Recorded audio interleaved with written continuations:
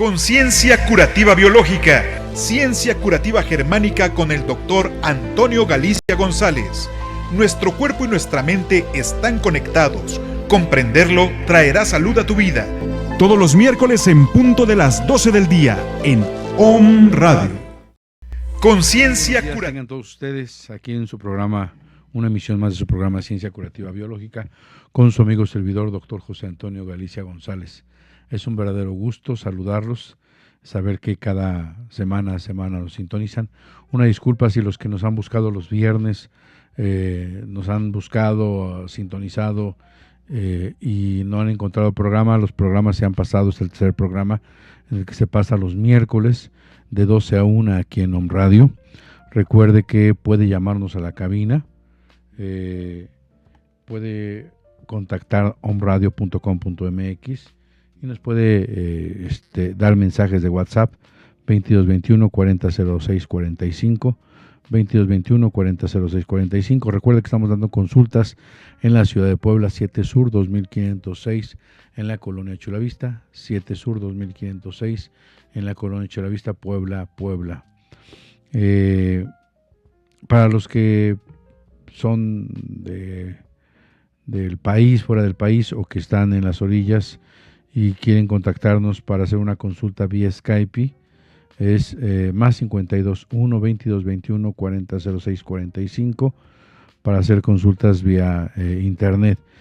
No es lo mismo. Yo acabo de tener una consulta vía internet hace como un mes con una chica con un problema de un sarcoma, y hoy que vino a la consulta pudimos hacer terapia, pudimos hacerle un protocolo diferente, buscar y evaluar cada uno de los conflictos, sacarse una tomografía, revisar los focos de Hammer. Cambió totalmente, es un cambio totalmente importante la consulta presencial. Sin embargo, bueno, si no se puede, podemos orientar, sugerir y acompañar al proceso de salud de enfermedad vía internet, vía Skype. Bueno, pues recuerde también nuestro correo electrónico biomedicalt@hotmail.com, biomedicalt@hotmail.com. Síganos en Facebook, José Antonio Galicia González. Y bueno, que gracias por semana a semana compartir, dar like, enviar a los amigos, a familiares. Qué bueno que pueda llegar este mensaje de salud a diferentes hogares en el mundo. Un saludo al doctor Rubio de Perú. Te mando un abrazo, amigo. Esperemos este año acercarme a darte un abrazo, ir a Perú o que vengas a México. Ya veremos si hay algún proyecto en el que nos podamos acercar conjuntamente. Y un saludo a Miguel Jacim de República Dominicana, el cual nos sigue y nos acompaña siempre, y que los programas son retransmitidos en República Dominicana. Un saludo a Argentina, que nos siguen, nos sintonizan, tenemos muchos amigos de allá. Un cálido abrazo a Brasil, a Nicaragua, a Ecuador, doctora Sigrid, un abrazo, un saludo. Pronto estaremos en Ecuador y esperemos estar prontamente en Chile. Bueno, un abrazo para todos. El programa del día de hoy era la segunda parte del programa anterior que habíamos hecho con el doctor Josué, que hoy le mandamos un saludo y se disculpa por no estar con nosotros. Tiene un tema precisamente de salud con su mascota, y bueno, pues le mandamos un abrazo desde acá y le deseamos la pronta recuperación de su animal, de su perrito. Y bueno, continuando con esta segunda parte, el día de hoy le he denominado la etología, el lenguaje biológico interanimal del hombre y los animales. Las necesidades de los hombres de comprender el lenguaje de los animales es tremendamente antigua. De nuestros animales aparentemente domesticados, esperamos que puedan aprender nuestra lengua, sobre todo nuestras órdenes, es decir, que se dejen amaestrar, que se dejen conducir, obedecer ante una orden de sus dueños. Vamos a pasar a la siguiente diapositiva, donde hay un caballo. Los antiguos hititas indios, griegos y germanos, como sabemos por el estudio de sus religiones, tenían una relación muy profunda con los animales. Por ejemplo, consideraban a los caballos sus grandes amigos. Hoy hay una terapia que se llama equinoterapia, en la cual ha tenido buen éxito en pacientes con problemas de tipo cerebral, de tipo motor, para ayudar a la coordinación. Es una terapéutica de mucho estímulo cerebral y casi, estoy convencido, de mucha conexión con el animal, de mucha contacto, y eso ha ayudado. La siguiente, los dioses no solo podían transformarse en animales, tenían un alma y un lenguaje. Naturalmente las divinidades eran capaces de conversar con los animales. Ocasionalmente a los hombres se les concedía esa capacidad. Cuando más arcaica e íntegra eran las religiones, más normal resultaba para los hombres este diálogo con los animales. ¿Cuántas historias no sabemos, o cuántos mitos no sabemos, o cuántos contextos de la cultura y de nuestras culturas antiguas de esta comunicación con los animales? Sin embargo, y había un gran respeto, y había una gran comunicación, y había un gran honor al animal, inclusive era tomado como hermano menor en la evolución. Sin embargo, al pasar el tiempo, pasamos a la siguiente, apareció el maltrato con los animales, trunco de todo diálogo con ellos, y degradó a los animales y a las plantas a ser objetos puramente comerciales que podían disfrutar y vender, y que podían sacar provecho de ese animal capturado, y de ese animal vendido, y de ese animal en cautiverio, que podía ser o generar riqueza para el hombre. Cuánta ignorancia y cuánta pérdida de amor a los animales se ha ido a través de los tiempos. A los animales se les niega no solo que tengan carencia de alma, sino también su lengua. Los indiferentes dicen, los animales no pueden sufrir dolor, porque no tienen alma, gritan solo por instinto, solo por reflejo. Pues déjenme decirle que animal viene de ánima, que significa alma, y yo coincido con algunos pensadores. Desde luego los animales tienen alma. Sin embargo, hoy la etología está tomando cada vez más importancia, ha permitido comprender lo que se había vuelto incomprensible. Debemos de regresar a la necesidad de comunicarnos con nuestros compañeros los animales. Pero este modelo permanecerá fragmentado mientras que solo hablemos del instinto animal y de modos de comportamiento, y no reconozcamos que los animales tienen un alma parecida a la nuestra. Esa carencia de convicción o de comprensión nos hace alejarnos de nuestros animales. La que sigue. El gran obstáculo en los intentos de comunicación hechos hasta ahora ha sido siempre el hecho de no poder entender el lenguaje de los animales. Sin embargo, cualquiera que ame a los perros, a los gatos, a los otros animales que pueden domesticarse, van a comprender este lenguaje. Pasamos a la que sigue. Por ejemplo, los perros. Los perros hablan con la cola, que mueve cuando hay una orden, cuando hay un gusto, la agachan cuando hay una situación de sometimiento, la meten entre sus patas cuando hay una situación de miedo, con la piel que se eriza, con los gestos de los ojos, cuando muestran los dientes, sensación de agresión, moviendo las orejas. Todos estos diferentes tipos de comunicación que tiene el animal, podemos entender y dialogar con cada uno de ellos.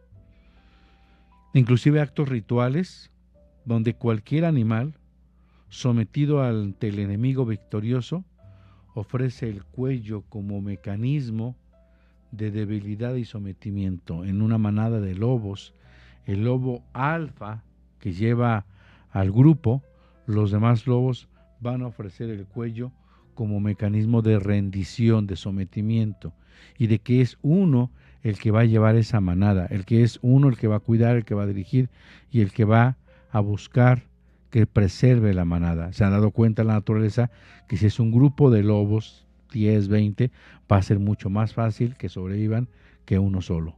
Por eso ha nacido esa situación de manada y nosotros la familia.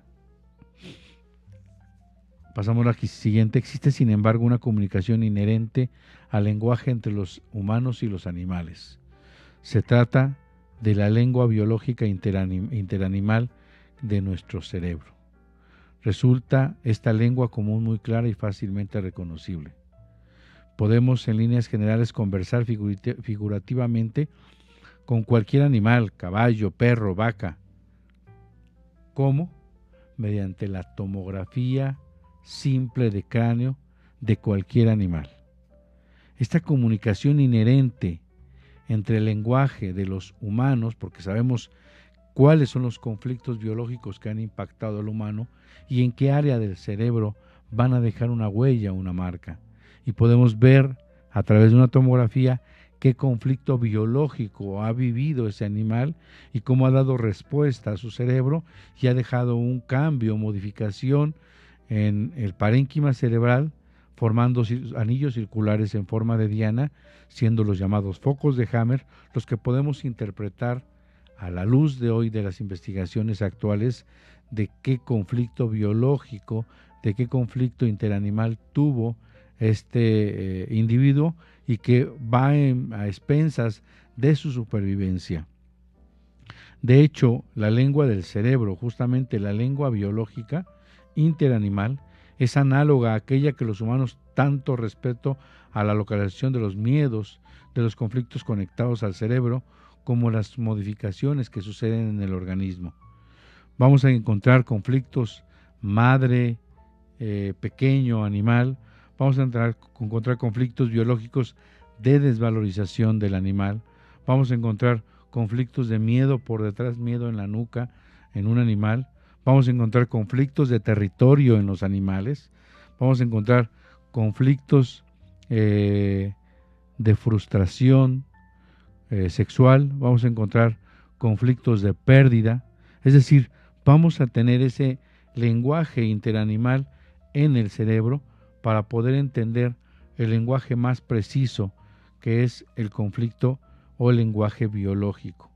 Se encuentran todos los puntos análogos en el cerebro del hombre y de los animales mamíferos y deja impreso su decurso conflictivo en el llamado foco de Hammer, de igual modo que los conflictos en el cerebro del hombre. Esto es bien interesante. Vamos a pasar a unas gráficas de comparación de algunos conflictos del hombre y el animal. No sé si ya en cabina nos tengan una tabla de comparación de algunos conflictos entre el hombre y el animal. Bien, en el hombre, por ejemplo, en un cáncer de mama izquierdo, en el hombre vamos a saber que es un conflicto madre-hijo. Por ejemplo, el pequeño se accidenta y es víctima de un atropellamiento. En el mamífero, el conflicto de dominio en el nido se quita al ternero de la vaca. Y en las dos, tanto en la madre como en la vaca, va a generar o va a ocasionar un carcinoma de mama izquierdo. Este carcinoma tiene que ver con un conflicto de miedo a perder a la cría o al hijo, en este caso. Tiene que ver con los conductos galactóforos. Los conductos galactóforos en la fase activa de conflicto, el Dr. Hammer, por la tercera ley biológica, demuestra que hay un decremento celular. Hay una ulceración de los conductos galactóforos. Al ser ectodermo, no hay ninguna equivocación de este mecanismo de respuesta biológica. ¿Para qué? Para que haya un mayor espacio y pueda nutrir, pueda correr el nutricio, la leche materna hacia la cría o hacia el hijo. Esa es la quinta ley, el sentido biológico de cada programa. De esta manera, en la fase activa va a haber un decremento celular en el conducto galactóforo, siendo ectodermo regido por la corteza del cerebro. Y en la fase de curación va a haber un aumento celular. Este aumento es un mecanismo reparativo tisular, un mecanismo de reparación del tejido ectodermal. y vamos a encontrar ahí, si es biopsiado, un proceso tumoral y va a ser diagnosticado como carcinoma intraductal de mama, carcinoma infiltrante de mama, carcinoma lobulillar en algunos casos, carcinoma ductal infiltrante. Tiene que ver con conducto galactóforo. En otro ejemplo, en un cáncer de úlcera de hígado, conducto biliar, en el contexto del ser humano va a haber un conflicto de enojo por dominio, enojo generalmente con un miembro de la familia, por lo general por dinero, peleas por herencia, rencor, celos, ira, dinero. Y en el caso de los mamíferos va a haber un conflicto de enojo por el dominio, competencia. Por ejemplo, el perro salchicha se come los mejores bocados del perro pastor, que es el jefe, y entonces hay un conflicto de territorio.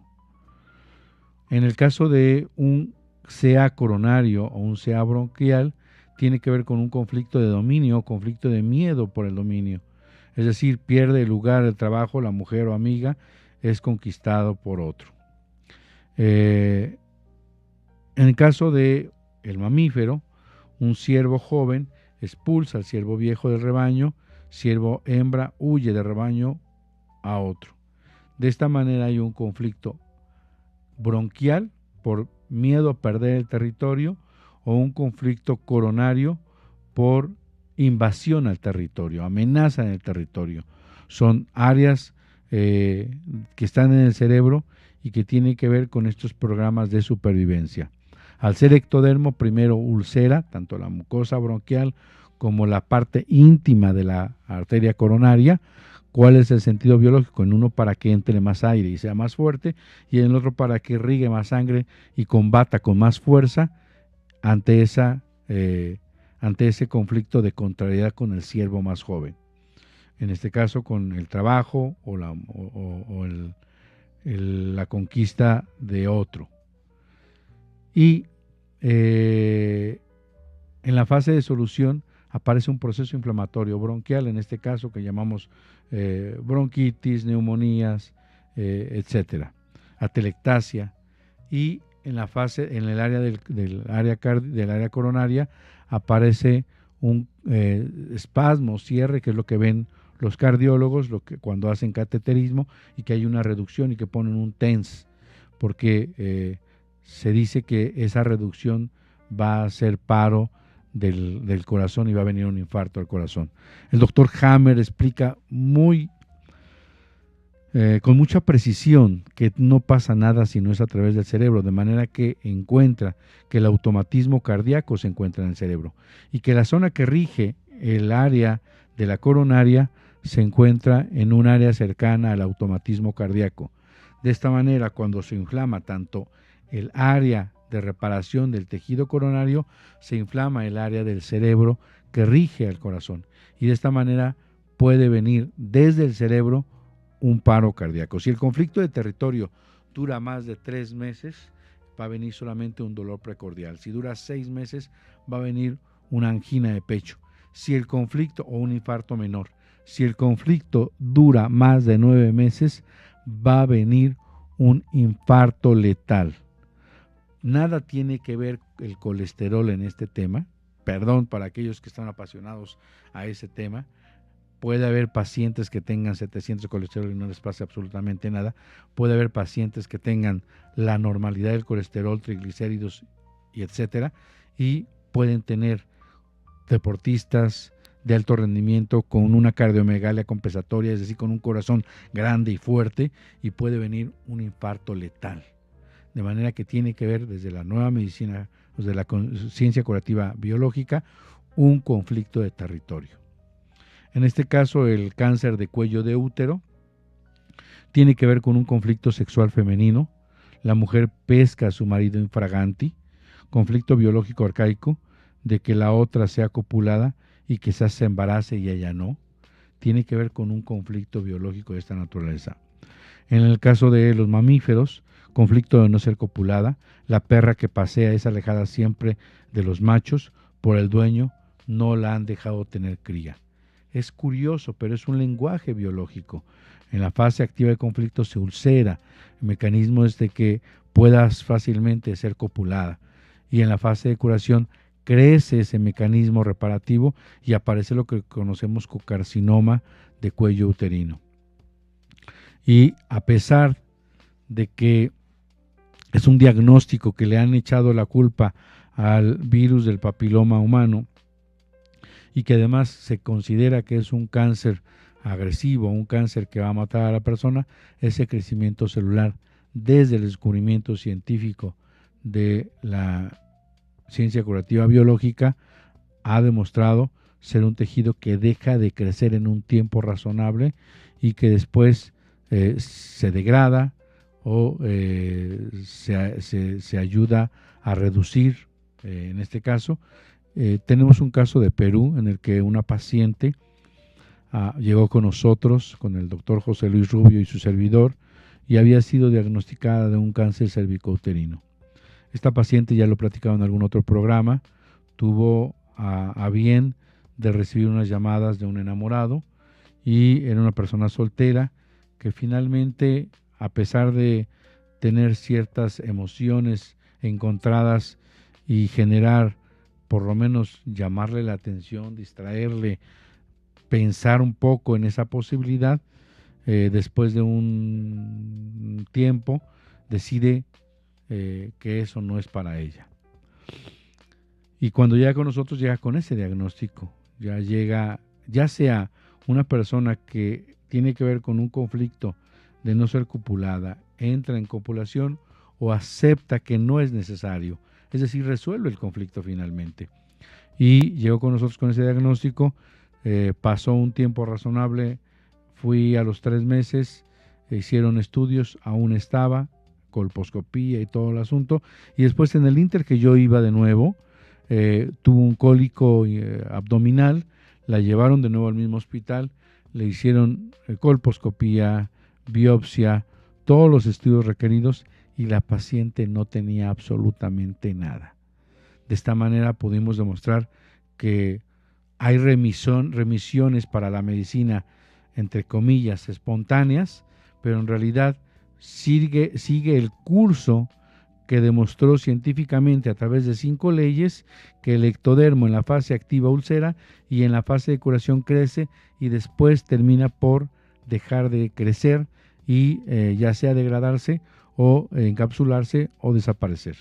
Esto fue algo maravilloso, tenemos todo un caso clínico bien documentado con tomografía, con estudios de laboratorio, estudios de gabinete, biopsias, colposcopías, tomografía, ultrasonidos, y está completamente documentado que esta paciente, sin hacerse quimioterapia, radioterapia ni cirugía, llegó a un proceso de curación en un periodo de 6 meses.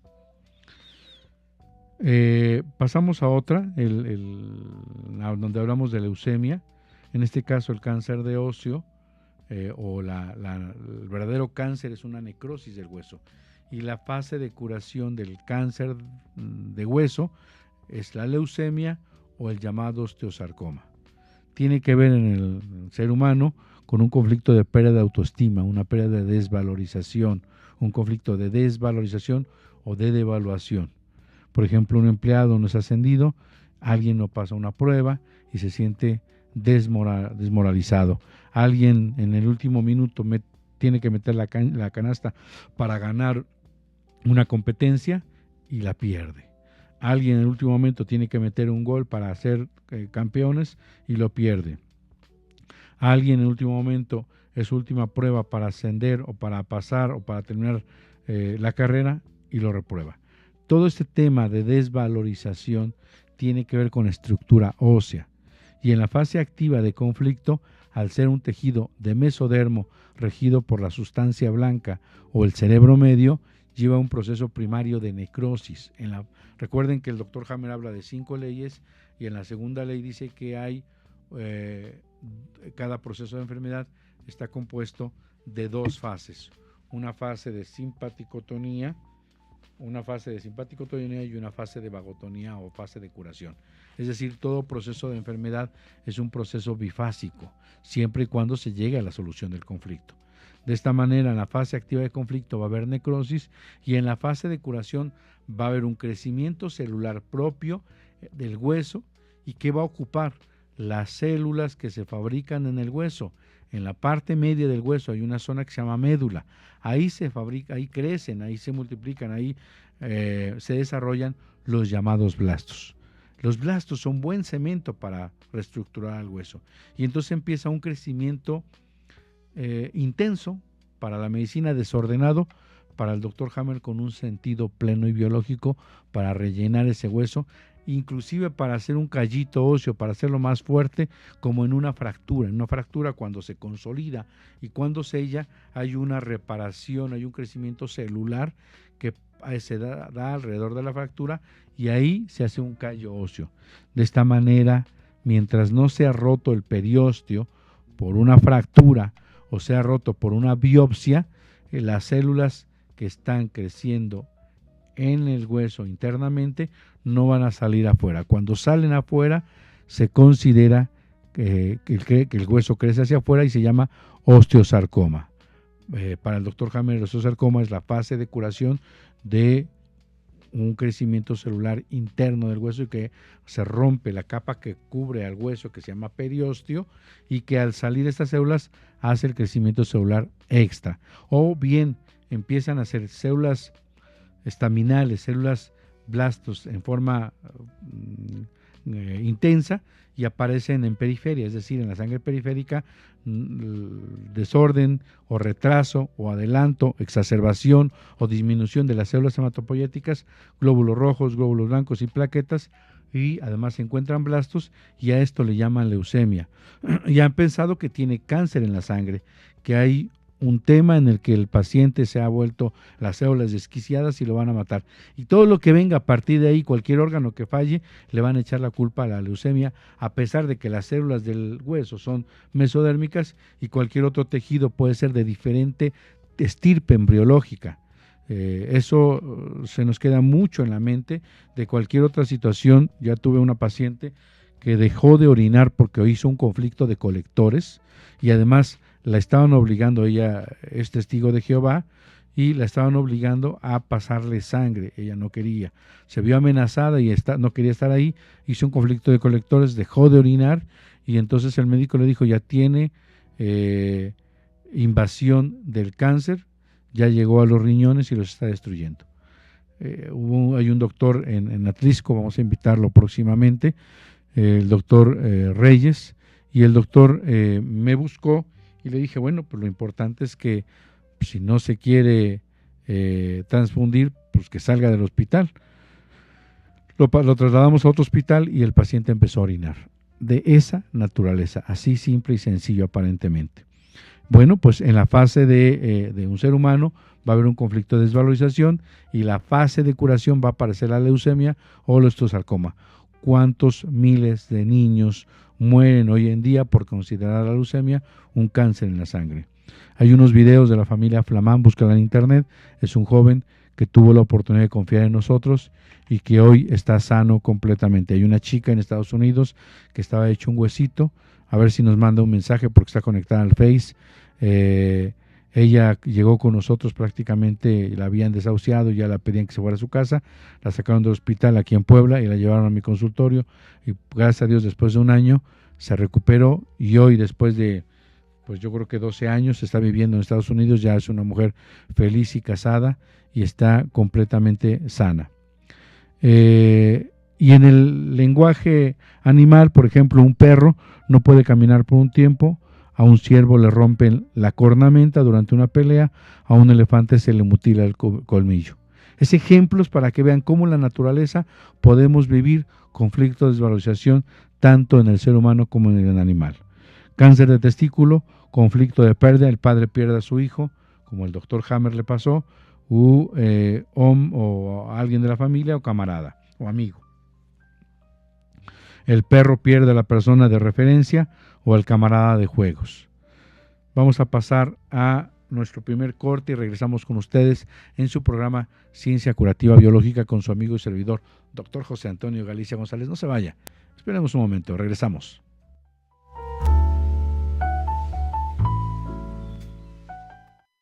¿Quieres hablar con el doctor Antonio Galicia González? Teléfono en cabina 249-4602. Regresamos.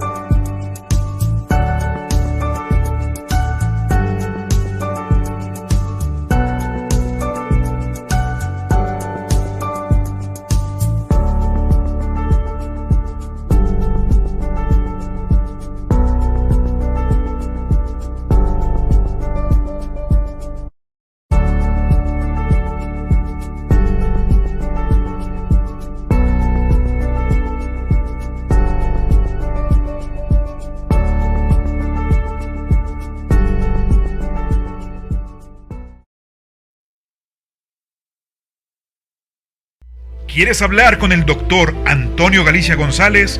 Teléfono en cabina 249-4602. Regresamos. ¿Quieres hablar con el doctor Antonio Galicia González? Teléfono en cabina 249. O, como le hemos llamado también, conciencia curativa biológica, hablando de las leyes biológicas, de la ciencia curativa biológica.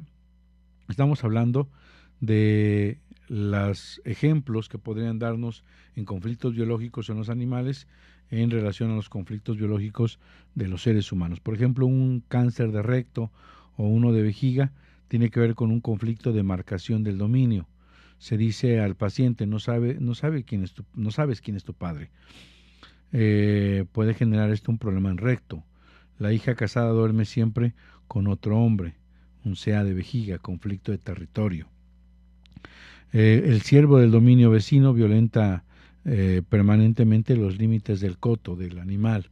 Entonces, tiene que ver con demarcación territorial. Para los que nos siguen por primera vez, las vías urinarias tienen que ver con la marcación de territorio. Los perros no vacían su vejiga en el primer poste, van dando la vuelta a la manzana y van dejando un poco de orina, un poco de gotas para marcar tu territorio. Este territorio en forma alrededor de mi casa es mi territorio, y eso lo marcan muy bien los animales. Los ciervos, por ejemplo, orinan caminando y van por la pradera dejando el orín, literalmente, pareciera que están regando el césped, y van dejando también la demarcación territorial.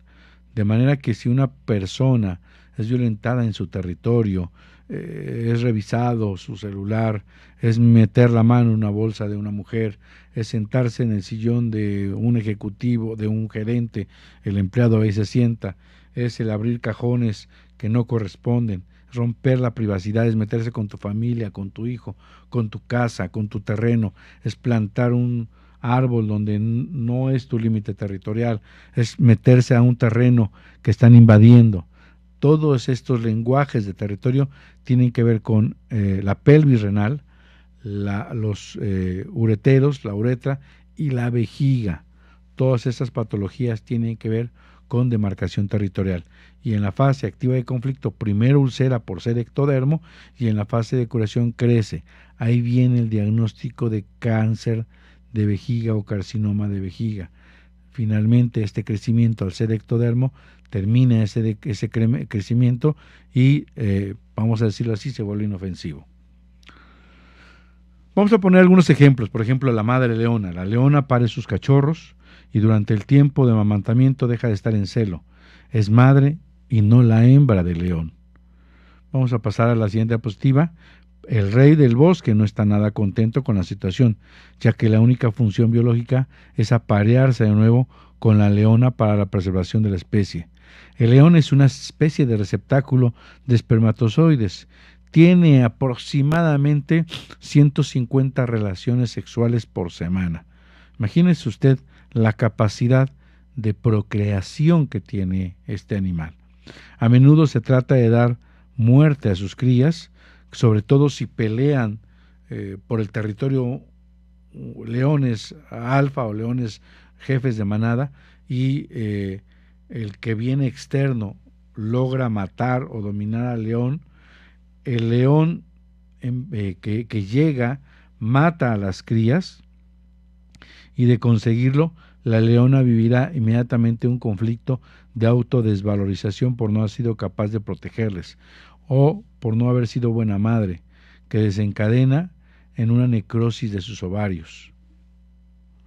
Pero con el paso del tiempo supera el problema y comenzará reparando la necrosis con quistes ováricos, cuya función no es otra más que producir más estrógeno para una vuelta de calor que hará posible un nuevo apareamiento. Tenemos también un ejemplo, pasamos a la diapositiva de un cáncer pulmonar, donde tiene que ver con un conflicto de miedo a morir, un conflicto de miedo mortal a morirse, cuando a alguien, el médico le diagnostica, tienes cáncer y no tiene solución tu problema o esto no tiene la esperanza de salir adelante. O prepara tus maletas, prepara tus cosas, o habla con tus familiares, que son 3 o 4 meses. Cuando atrevemos a decir eso, el paciente tiene un DHS de miedo a morir y aparece un nuevo programa y por lo tanto un crecimiento celular en los alvéolos pulmonares como mecanismo de respuesta de supervivencia. Estos programas tienen que ver con la supervivencia del ser, de manera que cuando las células dejan el agua y empieza a emerger la vida en la tierra, las brácteas se convierten en bronquios y el primer mecanismo de conservación de la especie es jalar aire para sobrevivir. Esta rememoración filogenética, ontogenética, lleva a la persona que es amenazada de muerte a hacer más parénquima pulmonar, a crecer más alvéolos pulmonares para jalar aire que representa la vida. Tienes cáncer, ninguna posibilidad más. El paciente sueña cada noche con un accidente automovilístico que había sido pasado, que pareció casi mortal.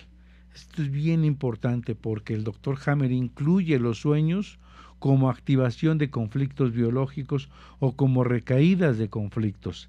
Esto es de suma importancia porque el terapeuta o el que hace nueva medicina biológica, ciencia curativa biológica, necesita también preguntar en algún momento si ha tenido el paciente algún sueño que le lleve a ese conflicto. En el caso de un cáncer de pulmón, los ratones en los animales son ahumados, permanecen permanentemente en un ensayo con animales y ahí pueden desarrollar un cáncer de pulmón. El gato está frente al nido de los ratones y el ratón va a pasar frente a él, de manera que ese miedo al gato va a generar un crecimiento pulmonar. Otro ejemplo sería un adenocarcinoma, pasamos a la que sigue, de túbulos colectores de riñón. Tiene que ver con un conflicto de prófugo, como le llama el Dr. Hammer, un conflicto de túbulos colectores o un conflicto biológico de abandono, de sentirse solo, de sentirse excluido, expulsado, de sentirse a un lugar que no pertenece, tener miedo a ir a un hospital o al estar en un hospital donde no quiere estar, puede generar un conflicto de colectores. El niño es llevado a donde su abuela, a 100 kilómetros de distancia, con extraños. Por lo tanto, retiene agua para no secarse porque está fuera de su medio acuoso. Rememora filogenéticamente cuando las células emigran también hacia la tierra y se enfrentan ante el desierto y el sol. Y de esta manera necesitan retener agua para la supervivencia y no morirse de sed. Cada gota es de vital importancia para la supervivencia. Por eso ahí aparece un cáncer de túbulos colectores que si es resuelto empieza la orina y no hasta que ese crecimiento haga necrosis, pueda dejar una caverna, un hoyo, etcétera, sino porque la función de orinar empieza desde el cerebro. Inmediatamente que resuelve el conflicto de colectores, el paciente orina. El bebé es colocado después del nacimiento en la incubadora. Está calientito, pero faltan los movimientos y tonos de la madre. Ahí puede haber conflicto de colectores. Un alto porcentaje padece las así llamadas insuficiencias renales, la retención de agua. Es bien importante que el paciente con insuficiencia renal revise si ha sufrido un conflicto de abandono, un conflicto de túbulos colectores, un conflicto de fugitivo, un conflicto de refugiado, un conflicto de haberlo perdido todo, un conflicto de estar en el lugar que no pertenezco, un conflicto de haber sido expulsado, excluido, un sentimiento total de soledad o de desorientación.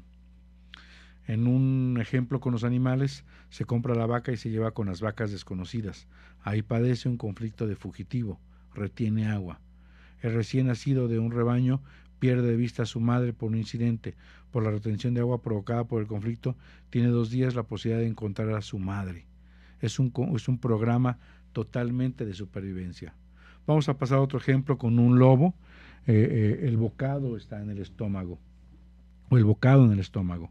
En una manada de lobos está cazando en el monte, aunque la comida escasea, de repente uno de los lobos encuentra una pata de un conejo salvaje, muerto desde hace varios días.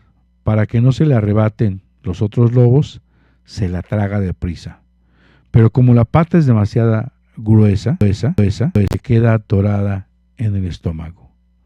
Por lo tanto, el lobo se halla en peligro de muerte, ya que mientras la pata sigue en el estómago, pierde todo su apetito. Se trata de una situación de emergencia. No sabe cómo resolvernos. Pasamos a la siguiente. Inmediatamente se pone en acción el cerebro del animal y le ordena al cuerpo que lleve a cabo una proliferación celular en el estómago, justo allí donde se encuentra el hueso de la pata.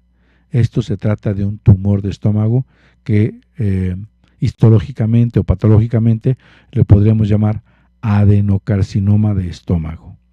Pero tiene un sentido biológico y lo que diría una enfermedad inexorable se revela en cambio como la situación o la solución perfecta del cerebro para la supervivencia del lobo. Pasamos a la que sigue.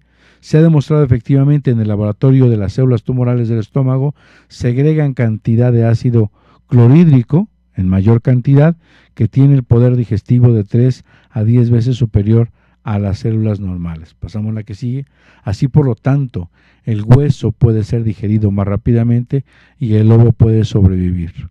Una vez cesadas las alarmas, desaparecido el peligro, el cerebro da la orden al cuerpo de eliminar ese tumor. A continuación veremos por medio de mecanismos propios del ser humano y el lobo podrá degradar ese hueso, ese crecimiento celular con ayuda de micobacterias y reunirse nuevamente estando sano con la manada y volver a cazar. En el ser humano podría ser un conflicto de enojo atorado, un conflicto que se me queda, una situación muchas veces familiar que se me queda atorado y no he podido tragar, una situación tan difícil de asimilar que se queda atorado. Y ese contexto simbólico o ese contexto figurativo hace que ese hueso se atore en el estómago, ese problema. Y después de ese conflicto biológico aparezca lo que ya conocemos, un tumor en el estómago para degradar. Mientras el paciente no resuelva su situación, el tumor seguirá creciendo. Una vez que el paciente resuelva su situación, el tumor empezará a deja de crecer y por otro lado empieza desde una orden cerebral a ser reducido con ayuda de hongos y micobacterias. Otro ejemplo, por ejemplo, también los ratones saben de la nueva medicina germánica. 100 ratones campesinos y 100 ratas fueron sometidas durante un año al humo y al final del experimento los ratones evidenciaron un cáncer en pulmón. Como siempre, la razón hay que buscarla en la respuesta o la programación biológica. patrimonio de cada especie en la evolución del contexto de la supervivencia. Los ratones campesinos viven bajo la tierra, donde el fuego no puede desarrollarse por falta de oxígeno, y no están, por tanto, programadas para reconocer el humo. Pasamos a la que sigue. Las ratas, por ejemplo, viven en los graneros, donde se produce combustión. El humo es para ellas primera señal de peligro, que despierta el miedo a morir, y por lo tanto la fuga. A la luz de todo aquello, uno se pregunta espontáneamente, ¿qué tiene que ver el tabaco con el cáncer de pulmón? Absolutamente nada. Hasta el día de hoy hemos atribuido al fumar como una de las causas para generar cáncer de pulmón. Esto ha sido falso. Imaginemos que una persona fuma todos los días de su vida. Desde luego que si hay cambios en la mucosa, si hay daños en los epitelios bronquiales, se arremansan las flemas y el paciente tose, hay resequedad, se mete calor, y al toser con mucha fuerza, el paciente sale un hilo de sangre y el paciente dice, ya me pilló un cáncer de pulmón. Pero además se lo guarda, no lo comparte. Es un conflicto biológico vivido en aislamiento. Él pensó que ya tiene cáncer, él no lo comparte con su familia y se lo guarda. Tiene que pasar el tiempo para que solo la naturaleza, ante ese miedo a morir, desarrolle propiamente el cáncer de pulmón. Y no es en ningún momento el humo del cigarro, sino es el miedo a morir lo que desarrolla el cáncer de pulmón. Por lo tanto, esto es importante porque una persona que tiene cáncer y llega al médico y le dice, tienes cáncer y prepárate, vas a morir, en ese momento el doctor Hammer dice que se desarrolla otro DHS y que es capaz de generar un nuevo programa o un cáncer en pulmón. Casi, en un gran porcentaje, las famosas metástasis que no existen desde los descubrimientos científicos, porque además no existe una sola demostración científica que respalde la existencia de la metástasis. Nunca se ha visto una célula tumoral viajando por la sangre, no pueden cambiar, transformarse, mutarse embriológicamente en el camino. Son tejidos totalmente diferentes, ectodermo, mesodermo y endodermo, no pueden dar cánceres de otra estirpe y por lo tanto nunca se ha visto que el cáncer vía linfática, vía hematógena, a través de muchos resultados se haya visto una célula viajar por este recorrido. Por lo tanto, el cáncer de pulmón sigue siguiendo el transcurso de la evolución filogenética, es un adenocarcinoma de pulmón que rememora el conflicto de no poder atrapar el aire para respirar. Hacemos más pulmón para jalar aire que representa la vida. También rememoramos la historia filogenética, cuando la necesidad de sobrevivir al pasar del agua a la tierra es jalar aire para sobrevivir. La especie humana sucede ante una situación en que existe una amenaza de muerte propia o de una persona querida, conflicto de miedo a morir. Si yo tengo miedo a que otro muera, solamente sale un nódulo pulmonar o un tumor. Si el miedo a morir es mío, yo voy a morir, salen varios nódulos y que en la radiografía le vemos muchas veces la imagen en globos, es decir, muchos nódulos pulmonares tumorales. Las células alveolares del pulmón se derivan embriológicamente del intestino, proliferan en la fase activa del conflicto y forman nódulos para así poder captar más aire que representa la vida. Un último ejemplo, el gorrión en el afeizar. Un fresco vientecillo primaveral distribuye por la naturaleza las semillas de la planta. Cuando un gorrión en el afeizar abre pico y coge una, la que sigue, para conseguir otro gorrión que gorjea en las cercanías de la arrebata, y mientras vuela un tercero, se precipita en picada y le quita a este último la semilla del pico. Hasta que la semilla no está en el estómago, siempre existe el riesgo de que alguien pueda hacerse con ella. Y el gorrión vive un conflicto, aunque he cogido el bocado, aún puede escaparse. La angina, la amígdala, será la solución del conflicto. Otro ejemplo sería en los niños, por ejemplo, que quieren un juguete, les da vueltas y vueltas y vueltas, y cuando tienen el juguete o aquello que querían, tienen una amigdalitis. El campesino Bepi tenía un magnífico gallinero con unas 30 gallinas bien gordas y 2 bonitos gallos. Todas las mañanas iba a recoger los huevos frescos, a dar excelente de comer a las gallinas y luego se sentaba en un rincón para contarlas. Se les conocía a todas, una por una, y para algunos incluso les iba encontrando un nombre. Pero un buen día no salieron bien las cuentas, faltaba una gallina. Lleno de sospecha dio vueltas por el recinto y descubrió un agujero debajo de la red. No cabía duda, había entrado un zorro. Evelina la zorra tenía la vida solucionada. Con aquel estupendo gallinero en las proximidades, su vida había cambiado. Tenía asegurada la comida, una gallina cada 2 días y luego disfrutar de la vida. Por un buen día el campesino Bepi vendió la granja y se acabaron las gallinas. Para la zorra Evelina comenzaron los problemas. Ahora tenía que ir de cacería y comer lo poco que encontraba, como alguna lagartija, algún ratón, cuando había suerte, pero nada más. Siempre estaba hambrienta. No sabía cuándo podría darse de nuevo un hartazgo. Era una situación de emergencia y su hígado empezó a llenarse de nódulos para preservar poca comida que encontraba. Pero llegó el verano y otro campesino se instaló en la granja de Bepi.